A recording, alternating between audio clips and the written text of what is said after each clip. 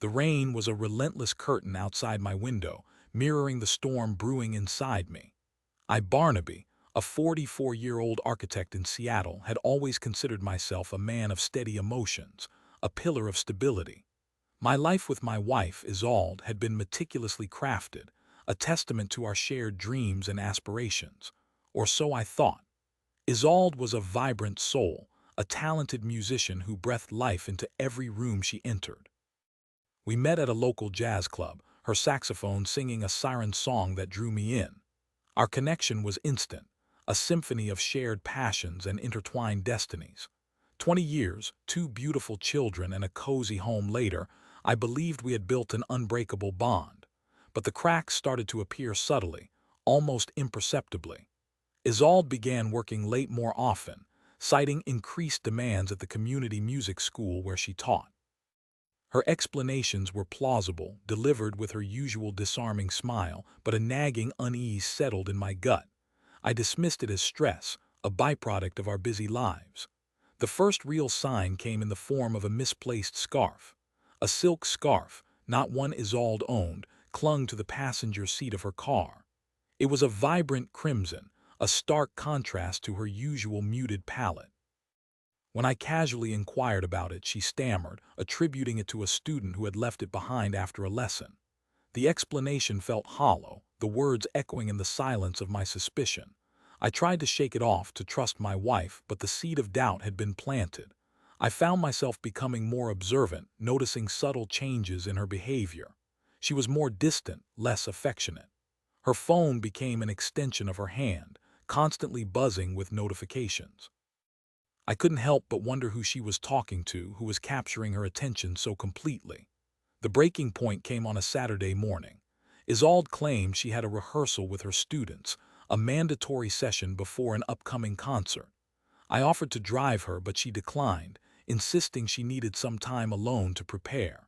Her refusal felt forced, her eyes darting away from mine. Driven by a desperate need for answers, I decided to follow her.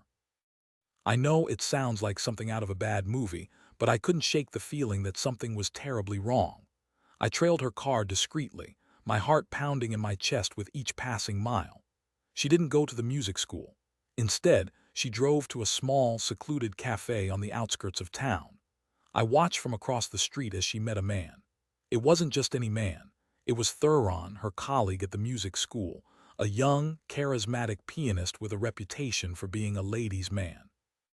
They sat close together, their bodies almost touching. I watched in disbelief as they laughed, their eyes sparkling with an intimacy that was once reserved for me. Then they kissed. It was a deep, passionate kiss, a betrayal that shattered my world into a million pieces. The cafe seemed to spin around me, the sounds of the city fading into a dull roar. I felt a cold, hollow ache in my chest, a pain so profound it threatened to consume me. I wanted to storm in there, to confront them, to demand answers, but I was frozen in place, paralyzed by the sheer magnitude of the betrayal. I drove home in a daze, the image of their kiss seared into my mind. I couldn't bring myself to confront Isolde immediately. I needed time to process, to gather my thoughts, to figure out how to navigate this devastating new reality. That night, Isolde returned home, her face flushed, her eyes bright. She greeted me with a kiss that now felt like a cruel mockery. I recoiled inwardly, struggling to maintain my composure. "How was rehearsal?" I asked, my voice barely above a whisper. "It was fine," she replied, avoiding my gaze. "A little tiring, but productive." The lie hung in the air between us, thick and suffocating. I couldn't bear it any longer. "I know," I said, my voice trembling. "I know about Thuron." Her face paled, her eyes widening in shock. What are you talking about?" "I saw you," I said, my voice rising. "I saw you at the cafe. I saw you kissing him."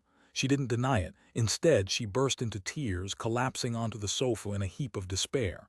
"Barnaby, I'm so sorry," she sobbed. "It just happened. I didn't mean for it to go this far." "It just happened," I repeated, my voice laced with disbelief. "How could you do this to me, to us, to our children?" She offered a litany of excuses.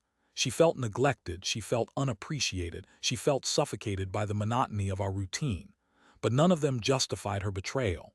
None of them could erase the image of her kissing another man. The days that followed were a blur of anger, sadness, and recrimination. We fought constantly, our words like daggers, tearing apart the fabric of our marriage.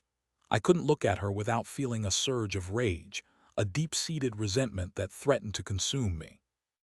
I moved into the guest room, unable to share a bed with her any longer.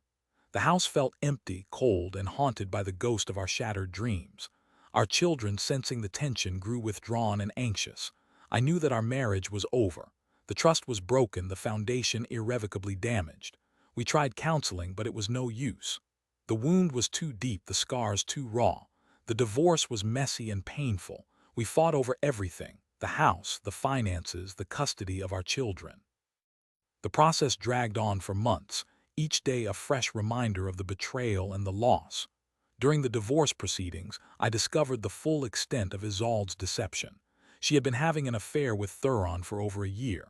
They had been planning to leave together, to start a new life, leaving me and our children behind. The revelation hit me like a punch to the gut. I felt a surge of anger so intense it threatened to overwhelm me.